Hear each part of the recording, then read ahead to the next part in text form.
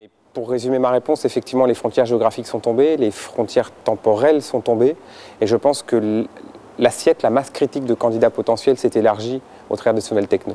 C'est devenu parfois même presque trop simple d'envoyer des dossiers de candidature.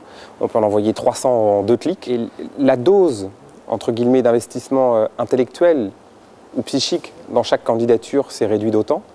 Et puis, ça a une deuxième caractéristique que vous avez là également soulevée, c'est, je pense sincèrement que aujourd'hui, la facilité aidant, on a une dérive quantitative de la candidature. C'est-à-dire qu'on répond un peu à n'importe quoi, en espérant ou pas avoir de réponse, c'est pas très grave, et qu'aujourd'hui, la quantité parfois prime un peu sur la qualité.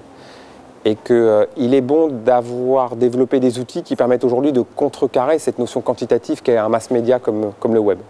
Probablement, nous allons devoir considérer ce marché d'emploi comme une somme de plusieurs niches, plutôt qu'un marché de l'emploi global.